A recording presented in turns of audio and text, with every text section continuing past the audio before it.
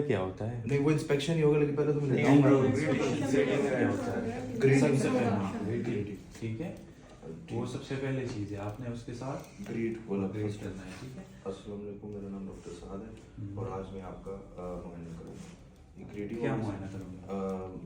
बच्चा होगा, बच्चे को तो नहीं ग्रीट करेंगे, सब मदर को करेंगे। मदर से कंसर्न, मदर से ठीक है। इन्फॉर्म कंसेंट, इन्फॉर्म कंसेंट देगी और उनको कहेगी कि बच्चे को दौरान मुआयना कोई तकलीफ नहीं होगा। जहाँ पे बच्चे को तकलीफ हो हम मुआयना रोक देंगे। हाँ यस सर। और उसके बाद फिर मैं बच्चे को लेटाऊंगा सर। सबसे पहले लेटाऊं, चलो लेट जाओ बस लाते टेढ़ी रख लो। अच्छा हाँ बस ऐसे ही।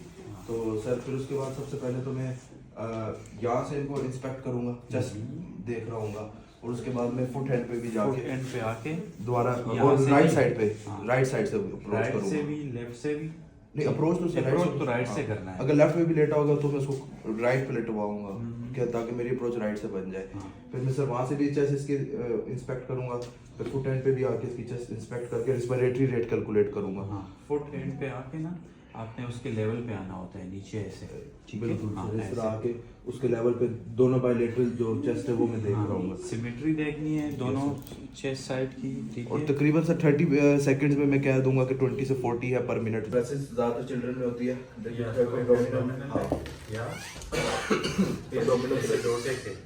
ठीक है। फिर सर उसके बाद मैं स्ट्राइडर एंड लीज देख लूंगा इसमें। उसके लिए सर मुझे अस्पताल करना पड़ेगा। नहीं कुछ अभी ऑडिबल इंस्पेक्शन में ही। हाँ इंस्पेक्शन पे रुके ना, Yes, sir. कंसल्टेशन की बात तो अलग में, ठीक है। तो वो बच्चा तो सांस ले रहा होगा तो मैं नोट करूंगा कि इसके सांस लेते हुए स्टार्टिंग में 20 पर इंजेक्शन ले इसकी कोई आवाज तो नहीं आ रही? Yes sir. और नॉर्मली ऑडिबल जो वीज होता है वो मुंह से सुनाई देता है। Yes sir. और उसके बाद फिर मैं इसकी शेप ऑफ चेस्ट देखूंगा कि नॉर्मल है या बैरल शेप्ड है, वो भी देख के इंस्पेक्ट करके विदाउट एनी टचिंग में इसको ये भी मानना करूंगा। कोई चेस्ट डिफॉर्मिटी? Yes sir. और उसके बाद फिर डिफॉर्मिटी देखूंगा सर। दो ही डिफॉर्मिटीज हो सकती है, या सर पिजन शेप चेस्ट हो सकती है या फिर फनल चेस्ट हो सकती है। उसको क्या क्या बोलते हैं? पर लिखा हुआ पेक्टस एक्सकेवेटर, पेक्टस एक्सकर्वेटम और पेक्टस पेक्टस कैरिवेटम। और सर उसके बाद फिर मैं रिसेशन सर 3 पॉइंट्स पे देखूं सर ना, फिर सबकोस्टल और फिर इंटरकोस्टल, 3 जगह कोस्टल एंड सबकोस्टल। और 3 जगह पे रिसेशन से कोस्टल कहाँ पे देखेंगे? सबकोस्टल सुप्रास्टेंडल तो सर स्टेर्नम बोन के ऊपर हो जाएगा। वो करूँगा आहिस्ता आहिस्ता प्रैक्टिस होगी। रिवाइज हो जाएगा। आप बैठ जाओ तब तक, चलो। हाँ बैठ जाओ सर। स्टेर्नम बोन के ऊपर जो होती है वो सुप्रास्टेर्नल रिसेशन होगी यानी डिप्रेशन होगी, और उसके बाद इंटरकोस्टल तो कोस्टल बोन में। सुप्रास्टेर्नल ये हो गया। अच्छा सुप्रास्टेर्नल ये दरमियान में जो डिप्रेशन है। स्टेर्नम बोन की कहाँ पे है? स्टेर्नम बोन में ये नाइफ शेप बोन दरमियान में है। तो उसके ऊपर देखेंगे, ठीक है। Yes sir. सुप्राक्लेविकुलर भी रिसेशंस होते हैं। सुप्राक्लेविकुलर जो भी आप बात करते हैं ना, यस सर।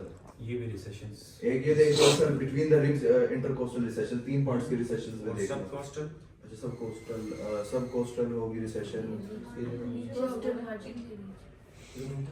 रिब्स के नीचे। अच्छा रिब्स के नीचे होगी, ठीक है सर। हाँ, तो रिब्स के नीचे में इनकी जो है वो सबकोस्टल रिसेशंस भी देख लूंगा। और सर उसके बाद बच्चा लेटा हुआ होगा तो मुझे इसकी प्रोमिनेंट वेन्स भी नजर आ जाएंगी जो इंस्पेक्शन से मैं देख लूंगा। और एंड में क्योंकि बच्चे ने वो नहीं पहना होता तो बीसीजी स्कार भी मैं इसके बाजू पे देख लूंगा। तो यहाँ सर इसका वो इंस्पेक्शन वाला पॉइंट फर्स्ट रिस्पिरेटरी का खत्म हो जाएगा। फिर मैं सर हैंड्स पे जाऊंगा पल्पेशन पे। अब पल्पेशन। अच्छा, और इंस्पेक्शन पे क्या देखते हैं? इंस्पेक्शन पे और डिफॉर्मिटीज में और क्या देखते हैं? फनल शेप चेस्ट और सर बैरल शेप चेस्ट और चेस्ट पिजन तो हो गया। ये तो दोनों उसी के नाम है ना, पेक्टस एक्सकेवेटम और एक पेरिनेटम। इन दो के अलावा जो सर एक्सकेवेटम है वो किस तरह का होता है? वो फनल होता है, फनल ठीक है। यस और सर। पेरिनेटम बनाया भी हुआ ये डिप्रेशन, पिजन, ठीक है। तो इसके अलावा कौन सी डिफॉर्मिटी देखेंगे? इसके अलावा सर फ्रंट से ना सोचो, बैक पे जाओ। विंगिंग उसके नहीं वो क्यों? अच्छा ठीक है, वो भी हो गया। हाँ ठीक है। काइफोसिस, स्कोलियोसिस स्कोलियोसिस और और काइफोसिस एंड स्कोलियोसिस, सही है। इसके अलावा तो सर ये पीछे से वो मैं इसको कमांड दूंगा कि वो उल्टा लेटे बच्चा, मतलब इंस्पेक्शन में तो हम दिलचस्प देखते इंस्पेक्शन, हाँ आपने बिठाना भी है रेस्पिरेटरी सिस्टम में, आपने एग्जामिनेशन के लिए आपने बिठाना भी है, यस सर। ठीक है। और एक और चीज़ रहती है फ्रंट से, सर फ्रंट से इंस्पेक्शन में रिकेट्स रोजरी देखिए, अभी देखें, अभी पिछले दिनों एक पेशेंट इधर एडमिट था मेल न्यूट्रिशन, तो उसमें सता ठीक है, उसमें रिकेट रोजरी में जो बिल्कुल ये आपके रिब्स होते हैं बिल्कुल प्रोमिनेंट होता है, बहुत ज़्यादा प्रोमिनेंट, स्किन उसमें डिप कर रहा होता है, ठीक है, बिल्कुल प्रोमिनेंट ऐसे। सर ये वाला पार्ट भी इंस्पेक्शन में ऐड कर दें। हाँ, ये भी इंस्पेक्शन पे देखना है, एक और इंस्पेक्शन पे क्या देखना है। और सर एक और चीज़ होता है जो कि क्रोनिक जिनको चेस्ट की डिजीजेस होती है ना, उनमें होता है हॉरिजन सल्कस, ठीक है, उसमें क्या होता है, ये लिखा हुआ भी है बुक में, ठीक है, रिट्रैक्टेड कोस्टल कार्टिलेज, ठीक है, जो कोस्टल कार्टिलेज है उसकी रिट्रैक्शन होती है अंदर की तरफ, वो इधर से अंदर हुई है। हाँ अंदर हुई होती है, अच्छा लास्ट वाली रिब जो है वो अंदर हुई होगी, हाँ। Horizontal sulcus. हाँ, और समझ गया सर। और तो सर आई गेस वो हाईलाइट कर दें। चल अब ये एग्जामिनेशन परफॉर्म करो, जो आपने बोला है, यस सर। इंस्पेक्शन को करो, चलो पैल्पेशन आपने मुंह से बताना नहीं है, आपने करना है, परफॉर्म करना है, जो आपने बोला है यस सर। ये परफॉर्म करो, ठीक है, तो पहले- एक्सपोज नहीं करना, खैर ये वो समझ गए सर। हाँ। पहले तो मैं ग्रीट करूंगा, फॉर एग्जांपल जो भी बच्चे की मदर होगी, क्या समझ लेते मैं डॉक्टर साहब बाद में इनका मुआयना करूंगा, दौरान मुआयना इनको किसी किस्म की तकलीफ नहीं होगी, और जैसी तकलीफ होगी तो मैं अपना मुआयना रोक दूंगा। उसके बाद फिर मैं बच्चे को जो भी वो एग्जाम में होगा सर, मैं उसको ऑटोमेटिकली अगर नहीं लेटा होगा तो उसके साथ बात करना होता है, बॉन्ड बनाना होता है ना, ठीक है, आपने चुप नहीं रहना कि आप बस हाथ लगाते रहो, ठीक है? वो मैम ने ये भी बच्चे बताया को कि इस तरह छोटा के- बच्चा उसको हम हाथ में कोई चीज भी दे कोई देते हैं, टॉफी शॉफी दे, टॉफी उसको कुछ भी हम दे नहीं ताकि वो ठीक है। इधर बिजी रहे, वो देने के बाद मैं फिर लिटा दूंगा। तो सर लिटाने के बाद फिर मैं सबसे पहले सर यहाँ से खड़ा होकर देखूंगा, बस इंस्पेक्ट करूंगा। बोलना नहीं है, आप परफॉर्म ठीक है, करो।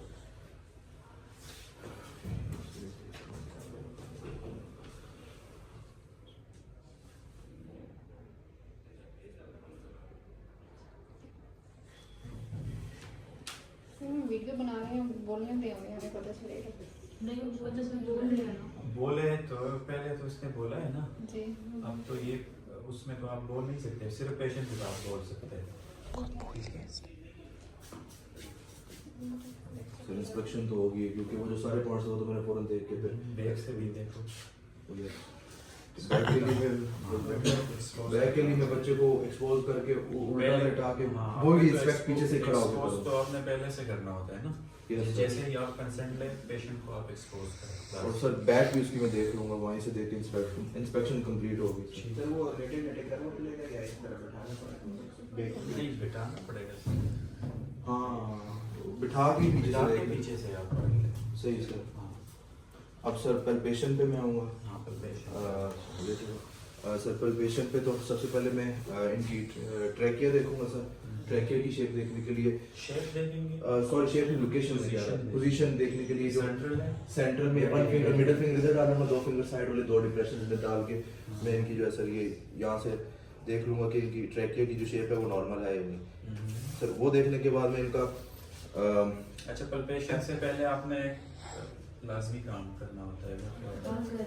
हाँ ठीक है, सर हाथ का आजकल का जो मौसम है, ठीक है, किसी पेशेंट को लगाओ तो वो एग्जामिनर को हम बता देंगे कि हाथ गर्म करने हैं, आपने बताना नहीं है, आपने करना है, उसके सामने ऐसे सही करना है। हाँ बस ऐसे ही करे, रब करे कि उसको लगे कि हाँ ठीक है तो इसने कर लिया, समझ गया। ठीक है। और उसके बाद फिर मैं इनका ट्रैकिया देख लूंगा, उसकी पोजीशनिंग वही 3 फिंगर्स करके मिडिल फिंगर जो है वो स्टर्नम के ऊपर वाले डिप्रेशन में रखूंगा। उसके बाद सर एपेक्स बीट की डिस्प्लेसमेंट में देख लूंगा, फोर्थ बीट को पल्पेट कर लेंगे। डिस्प्लेसमेंट को छोड़ो, yes sir. Mid clavicular line fourth intercostal space जहाँ होगी, स्कल्टेशन पे क्यों, सॉरी पल्पेशन पे रहो, mid clavicular line fourth intercostal space. Feel हो रहा है कि नहीं? यस सर, थोड़ा कि नहीं? Yes sir. और दूसरा सर इसमें वो मैडम ने ये भी बताया था कि अगर for example fourth intercostal space for example बल्कि चाइल्ड में ना मिल रही हो तो चैट नहीं है ना वैसे सर एग्जाम में तो निपल के फोल्ड नीचे वाले एरिया पे भी हम रख के एपेक्स बीट का वो एग्जामिनर को बता सकते हैं। यस सर, तो वो हो गया सर। इसके बाद फिर मैं पैल्पेशन में और कौन से एरिया लेबर एक्सपेंशन देखो, वो परकशन पे चेस्ट की एक्सपेंशन देखोगे, वो किस तरह देखोगे? सर जो दोनों हाथ है मैं इनके चेस्ट पे ऐसे रखूंगा, हाँ। ठीक कर है, लो। ऐसे सर पे इन दोनों हाथ इनके चेस्ट पे ऐसे रखूंगा बच्चे की, और फिर मैं इनसे कहूंगा कि ये डीप सांस लें, और फिर मैं अपने वो जो डिस्टेंस है बिटवीन द टू थम्स उनको मेजर करके मैं करके कर देखो। दूंगा। ये लास्ट ट्रिप के नीचे जोर से रखेंगे आप सांस लें अपना, साहब भाई। ये भी निपल के उस पे अच्छा, करना है, निपल। ठीक है? ठीक है और लेते रहें सांस अंदर से पूरा कवर करना है आपने, जी सर। ऐसे करना होगा, ठीक है? ऐसे ताकि आपकी हाथ, ठीक है, इसके चेस्ट पे ही यस सर। और उसको हम कहेंगे कि वो सांस डीप लेता रहे अंदर और बाहर सर। ले फिर सर इसमें वो हम मेजरिंग टेप से नहीं करेंगे? हाँ, मेरी टेप से भी करते हैं वो चेस्ट। वो पल्पेशन वाले में कर सकते, यूज कर सकते हैं सर, क्योंकि पल्पेट तो हैंड ही आता है। ये पल्पेशन में ही आता है, ठीक है? आपने पूरी चेस्ट की वो सर्कमफेरेंस ही लेना है। हैंड से करने के बाद मेजरिंग टेप से भी हम करके बच्चे की वो वो तो सर्कमफेरेंस के लिए हम करते हैं ना, ठीक है? ये तो एक्सपेंशन के लिए हम तो देंगे। इस पर रेडी में फिर सर इसको ना यूज करें फॉर टेस्ट। नहीं कर सकते हैं एक्सपेंशन, पल्पेशन में आप ये कर सकते हैं, आपको पल्पेशन की कमांड मिल जाए आप करो, समझ गया, ठीक है? पल्पेट ये भी आता है उसमें। समझ गया। और अगर बड़ा बच्चा हो यहाँ ना आता हो तो उसका कैसे करेंगे? उसका भी इस तरह करना है, जरूरी नहीं है कि आपके हाथ पूरे आ जाए, बस आपने फिक्स करके रखना है, ठीक है? और ये फिंगर्स थम्स आपने इस तरह रखना है, ठीक है? तो उसमें आपको दो ऐसे ही आएगा। आपने ये नोट करना है कि मेरी दोनों जो थंब है वो सेम उसमें हो रही है, एक्सपेंड हो रही है, ठीक है? अगर किसी एक साइड पे कम हो रहा है एक्सपेंशन तो आपको वहाँ पे सस्पिशन होना चाहिए कि यहाँ पे है इसकी, और सर ठीक है? वो फाइंडिंग आपने फिर बताना है कि एंड पे एग्जामिनर को। और सर पल्पेशन हैंड के थ्रू में इनकी टेंडरनेस भी मालूम करूंगा, क्योंकि टेंडरनेस तो नहीं है सर। हाँ। और क्रेपिटस जो है वो ट्रैकिया को सर ऊपर जो ग्रेगलिंग ऑफ साउंड है वो भी मैं नोट डाउन कर लूंगा। क्रेपिटस भी होगी सर। और इसके बाद वोकल फ्रेमिटस पे हो। वोकल फ्रेमिटस तो सर वो अस्कल्टेशन में नहीं आ नहीं वो इधर भी लिखा हुआ है वैसे, उसमें भी लिखा हुआ। वोकल फ्रेमिटस ये कि मैं इनको कोई कमांड दूंगा 1 1 1 या 1 2 3 बोले, और उस दौरान मैं इनके चेस्ट पे हाथ रखता हुआ देख रहा हूँ कोई एब्नॉर्मल साउंड मुझे वाइब्रेशन तो नहीं फील हो रही, क्योंकि अभी तो मैं बाय हैंड पल्पेट कर रहा हूँ सर। अगर ऐसे ही है तो मेरे को अच्छा, फ्रेमिटस को कैसे देखोगे फिर? वो आपने ऐसे हाथ रखने होते हैं, ठीक है? बिटवीन इंटरकोस्टल स्पेसेस, ठीक है? यहाँ पे रिब्स ऐसे आए होते हैं ना, यस सर, ठीक है? तो इस तरफ फिर ऐसे आए होते हैं, यस सर, ठीक है? ऐसे फिर ऐसे, यस ठीक है? तो आपने इंटरकोस्टल स्पेस को लोकेट करके, ठीक है, हाथ रखने हैं 1 1 1 1 1 1। फिर आपने इस तरफ ऐसे या रखना है या ऐसे रखना है, सही सर। जैसे आप इजी हो, 1 ठीक है? 1 1। हाँ, ऐसे। और फिर दूसरे तीसरे, तो एक साइड से दूसरे को कंपेयर करना होता है, Yes, sir. ठीक है? ऐसे 3 दफा कर लिए 4 दफा हो गए। हाँ, 1 1 1 1 1 1 1 1 ऐसे। 1 इस हाँ, तरह से। 4 टाइम्स इन अ रो कर लिए, दोनों तरफ से कंपैरिजन करके। पूरी चेस्ट को करनी है, और इसको दो ये भी फ्रंट और बैक दोनों से करना है। बैक में सर स्कैपुला बोन के नीचे नीचे स्केपुला करना के है। नीचे या उसके, हाँ, स्केपुला के नीचे ही होता है। वो बच्चे को भी हम ऐसे ही बिठाएंगे पीछे से, बिठाएंगे, और हाँ। स्कैपुला बोन के नीचे से हाथ। हाँ, आप वन पे इस तरह कर लिया करें, ठीक है? या आपने फ्रंट का सारा कर लिया, यस सर। ठीक है? तो आप ये ना हो कि दोबारा आप बच्चे की बैग देके और फिर दोबारा फ्रंट पे फिर उसको बिठाएं। एक ही दफा में सारे बैक कर एक ही दफे में करें फ्रंट, ठीक है? आप फ्रंट आपका हो जाए तो फिर एक दफा आप बच्चे को बिठाएं, Yes, sir. तो फिर पीछे से आप करें, Yes, sir. ठीक है? ताकि दोबारा आप उसको ना कहें कि यार लेट जाओ दोबारा। Yes, sir. बच्चे तो इरिटेट होते हैं, Yes, sir. जल्दी वो रोने लगते हैं। तो सर इधर हमारा जो सेकंड स्टेप था सर वो परकशन का कंप्लीट हो गया। पैल्पेशन का सॉरी कंप्लीट हो गया। अब परकशन थर्ड स्टेप आ रहा है सर। परकशन में सर लिवर का राइट हाइपोकॉन्ड्रियम में लिखा हुआ था सर, इसको हम वो परकस करेंगे। तो ये इनका एपिगैस्ट्रिक रीजन है, ये इनका राइट हाइपोकॉन्ड्रियम रीजन है। तो परकशन में सर हम ऐसे ही करेंगे ऊपर से आओ, ऊपर अच्छा हाँ, right side of the chest से ऊपर से आओ, परकस करते हैं इंटरकोस्टल स्पेसेस में। आपको और सर कंपैरिजन करूंगा ना 1 1 पहले इस इंटरकोस्टल स्पेस लेवर तो राइट साइड पे होते हैं ना, हाँ उसके लिए तो नहीं करूंगा तो आपने वर्टिकली कंपेयर करना होता है कि कहाँ पे डल है, कहाँ पे रेजोनेंट है। सही जोर से करो परकस, हाँ